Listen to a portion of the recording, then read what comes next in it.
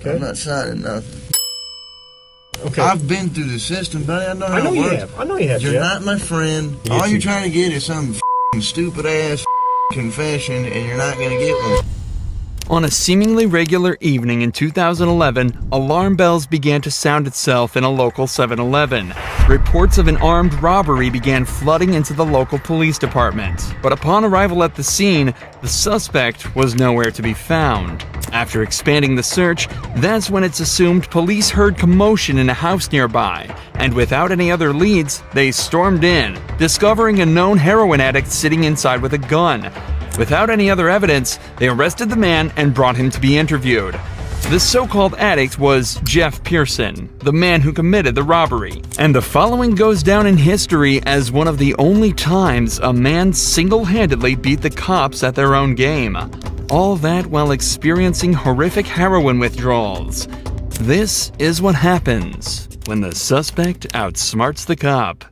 The next 24 hours were captured on police cameras within the interview room, but conversely to most footage similar to this, it was originally uploaded to the suspect's own YouTube channel on the 25th of September 2011. This is the first sign of what makes Jeff a cult figure and a legend within the interrogation community. Jeff was held in police custody for almost an entire day, but all of the footage from the 3 interrogation sessions held barely 15 minutes. Given that robbery and arrest took place within the state of Georgia, the usual minimum sentence would be around 10 years imprisonment, ranging up to a maximum of life without parole. But it would transpire that Jeff wouldn't end up doing a minute of this time. And instead of serving multiple decades behind bars, he spent a day being served drinks and candy while delivering a masterclass in what to do while in police custody. The following footage shows us in stunning detail what methods the cops will try on you, and how to dodge them like an absolute pro. The footage starts with Jeff handcuffed in a small, windowless room dressed in prison scrubs. It's clear he's already been processed and spent some time in a cell, likely while the cops spent some time gathering the evidence and prepared to question him. Am I under arrest? For now. I'm under arrest? Yeah, I'll explain everything, but before I explain myself to you, before we talk to each other, I need to read your rights, okay? What am I under arrest for? Well, like I said, I need to read your rights first. Obviously, the charge is robbery, okay? Jeff immediately opens by asking if he's under arrest and on what grounds. From the first moment, it's evident that Jeff has done his research, as this is exactly what you should be doing in this situation. From here, there are 2 options. If you're not being arrested or detained, you can state that you're also not obligated to stay and answer questions.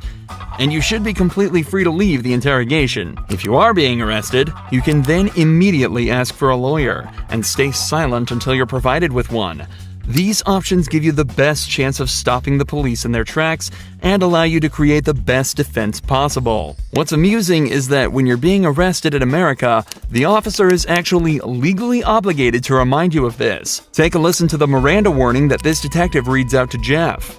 You have the right to remain silent. Anything you say can will be used against you in the court of law. You have the right to talk to a lawyer for advice before we question you. If you cannot afford to hire a lawyer and you want one, a lawyer will be provided for you. If you decide to answer questions now without a lawyer present, you'll still have the right to stop answering questions at any time. Does that make sense? You've probably heard these before, haven't you?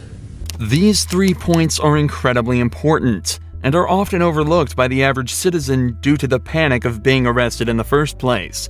Alongside this, because of how much we hear these lines in media such as police shows and movies, most people completely glaze over it when they're being read these rights, and fail to take into account that they're actually being provided with useful information that allows you to stay safe and protected while in police custody. What this detective didn't mention, though, is that if you ask for a lawyer while under arrest, they are not allowed to continue questioning, and you have a complete, unquestionable right to refuse to answer any questions they may ask until you're provided with an attorney. The detective also ends the rights with a snide remark about Jeff's past, meant to subconsciously remind him that he is a previously convicted criminal. Do you understand your rights? Do you understand your rights, Jeff? Yes or no? You understand? We're getting paid more than you are, so we can sit here for a long time, man. I just need you to answer me yes or no. Do you understand your rights? Let's get through that question. Do you understand what I read you? Do you comprehend what I read you? Jeff has been explicitly told he has the right to remain silent, so that's exactly what he's deciding to do. Right here, the leading detective leans back in his chair. This was meant to show that he's unconcerned with Jeff's silence, and that he can stay there as long as necessary. But body language like this usually indicates some form of unrest. It's clear that the detective knows that this is gonna be a tricky few hours for them. If you got something that says you didn't do this robbery, this is your chance to talk to us. Okay, good cop. No, usually I'm the prick. You look like the prick. I am. If it's dominance we're talking about, Jeff just took everything the cops had and dumped it in that garbage can. I'm not asking if you want to talk to me at this point. I just wanted to understand what I read to you. That's all my under arrest. Yes, you're under arrest. Get me back to the cell. I don't talk to you motherfuckers. Okay, fair enough. In this first round of interrogation, Jeff exhibited exactly the correct behavior given his current circumstances. He knows the cops have nothing on him. They wouldn't be there talking to him in the first place if they did, so he stays silent. And so it's off back to his cell he goes. But 2 hours later, he's brought back to the same room for round 2. You wanted a Coke? Yeah. You gonna be able to pop it open, or you need me to? I need methadone. You need methadone? Yeah, you guys can get me that methadone or what? I don't have any. Do you have medication for it, or a prescription for it? Or? No. What do you need methadone for? Because I'm a fucking junkie and you guys, I can't get no methadone. I'm going to go through withdrawal here in a minute. A can of soda is all Jeff requested before he returned to the interrogation room. But he immediately mentions the withdrawals that he's likely already starting to feel.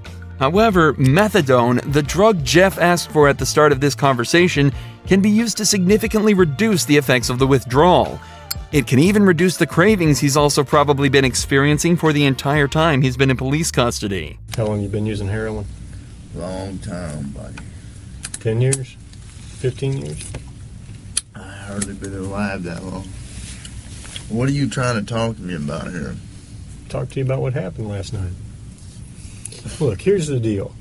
Either you're in a bad set of circumstances, or you went and committed an armed robbery last night. Yeah, Right? I'm in a shitty, wrong place at the wrong time, obviously. I didn't commit no fucking armed robbery. All right, then let's talk about this. Let's I not don't have keep nothing. up I the don't talk act. to the police, man. Jeff is clearly through with the personal talk and wants to get back to the matter at hand. In his eyes, he's been arrested for something he didn't do and wants to get out of there as quickly as possible. Okay. I've been through the system, buddy. I know how it you works. have. I know you have, You're Jeff. not my friend. I'm not your friend. You're trying to fucking get me. Or you're No, trying I'm not trying to get all you. you're trying to get is some fucking stupid ass fucking confession, and you're not gonna get one. Jeff, I'm not going to get a confession out of you for nothing. Exactly, because I And didn't I'm do not nothing. trying to get a confession out of you. Okay, I'm gonna tell you, I didn't commit no armed robbery, and y'all ain't got no fucking evidence saying I did. Let me go. All you did is find me sitting in my buddy's house because my fucking buddy's dog's going ape shit. I go outside, there are cops everywhere, and they spotlight me. They say, "Come here." I say, "What's up?" They search me. They ain't find Hang on. nothing. What's Let up? me read this. No. Yes. Because I'm not gonna sign it. You don't have to sign it. But let me read it for you. Okay? I'm not signing nothing. You don't have to sign it. The irony of this cop saying he's not trying to get Jeff while he has him handcuffed in an interrogation room questioning him is very amusing. But even through all this, every part of what Jeff said here is so perfect it almost sounds rehearsed. It's an incredible display of personal legal defense, and is even more impressive when you layer it with the fact that Jeff is almost definitely starting to experience withdrawals. I also want to highlight the point Jeff made about how cops are simply trying to force a confession out of him. One of the main techniques used in these interrogations is the Reed technique, developed by a former cop and psychologist in the 1960s after he extracted a confession from a man accused of murdering his own wife. The technique consists of 9 steps, beginning with a polite discussion about why the suspect is being accused of the crime, followed by using certain body language and actions within the interrogation as a display of guilt. The method ends with offering the suspect 2 alternative statements they can agree with, one of which is slightly more acceptable than the other, but whichever is chosen admits guilt and is counted as a confession. This method forces the suspect into a corner and is exceedingly good at extracting false confessions from innocent suspects. In fact, the original case that technique was formed around fell apart after discovering that the man, in fact, did not kill his wife and was tricked into giving a false confession. Absolutely next level gaslighting. Tell me what happened last night. Plain and simple. Your side of the story. I'm not talking to you. I'm a lawyer. All right. This is what I don't understand. I know, but this is what I don't understand, Jeff. You were sitting there talking just like you were ready to sit here and tell me what happened last night, and then all of a sudden I read that to you, and you screw it, I ain't talking to you. I want a lawyer. I don't understand that. What changed? Because I told you I already told you what happened. You didn't. How didn't I? You didn't tell me what happened last night. How didn't I just tell you what? But now you've handcuffed me, and I can't talk to you because you asked for an attorney. So okay, that's fine. But I will tell you right now, you're still on a hold for a robbery. I know. I don't know why I need a fucking lawyer because obviously I didn't do nothing. And obviously you guys know I didn't do nothing because I've been arrested for the same bullshit before and you guys don't interview me this much. So, wham bam, thank you for the coke, put me back in the cell. That's my home. We haven't interviewed you yet. Jeff has now asked for a lawyer and is once again refusing to answer questions. But we're only halfway through this footage, and Jeff's ability to defend himself and completely destroy this cop only gets better from here. Here's what the deal is. I have enough evidence Like what? of the armed robbery, okay? But, you know, if you're saying you didn't do it, you need to give me your side of the story. I didn't do it. Okay, well, give me your side of the story. You got to, convince me. Because I got a lot of evidence. I got a lot of physical evidence. Well, like what? Name the physical. Well, I don't need to, why should I tell you that? This is where the detective starts to become desperate. He knows he's running out of time, and so has completely abandoned any elaborate techniques or methods to try and get information out of him. He's now instead moved on to essentially just threatening him with false claims of evidence that he can easily use to convict Jeff. If all of this was true, he'd likely be trying to use it to intimidate Jeff into panicking and giving up more information. But instead, he uses a flimsy rhetoric, claiming that because Jeff hasn't helped him, he won't help Jeff. There's only a couple pieces of evidence I'm missing. Name them. What's that? Name them. Well, why do I need to do that? You haven't helped me out at all. You give me a little bit, I give you a little bit. We go back and forth. I give you one of my pieces of evidence, now give me a little something. Alright? What time do you get over to Aaron's house? No, anything I say here can and will be used against me. Sure, but anything you say here, I can also tell your parole officer that you helped me out. That doesn't mean dick. Now the detective is desperately trying to bargain with Jeff. If he helps the cops out, they'll put in a good word with his parole officer. But Jeff immediately realizes that means absolutely nothing. What does a gold star mean if you're stuck in prison for 20 years? This further enforces the idea that cops have absolutely nothing to convict Jeff with, and also shows that they know they're running out of time. Jeff has asked for a lawyer, yet they're still sitting there questioning him, as if that's not a blatant violation of the rights that they have read to Jeff on 3 separate occasions. They know that if they don't get anything out of him soon, their time will run out, and Jeff is watching the clock closely. For the next 4 minutes of the interrogation, Jeff continues to deny and combat anything the police say to him. They bring up the gun that he was found with, continue to try and strike a deal, and even try to scare him by taunting him with what being back in prison would be like, and without any of the drugs he's grown a dependency to. But throughout all of this, Jeff stays totally stone-faced. He knows he's almost won.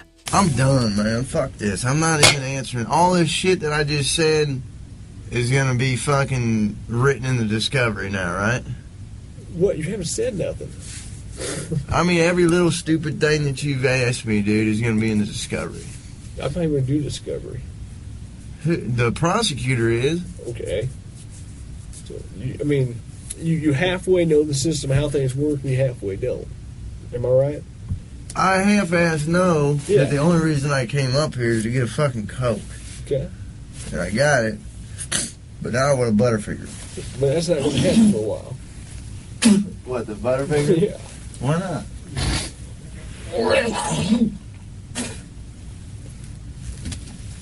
I need to go to the hospital. I'm coughing up blood. Okay. Let's go to the hospital. For the last few hours, the police have been questioning a man who is clearly in pain, denying him access to the legal prescription drug that would help him deal with his issues, and questioning him repeatedly on a crime for which they have no evidence for. All the while, Jeff dealt with this as casually as possible, asking for sodas and chocolate bars. Jeff knew misspeaking at any point could lead him down a slippery slope, so he exerted his rights in the perfect way, and 12 hours later, it's recorded that he was released from custody and sent on his merry way. It's also reported that from here, Jeff began to turn his life around. He's off heroin and now spends his time uploading to the same YouTube channel the footage from this video was uploaded to. He makes music and even gives extra tips on how to avoid the police's tricks.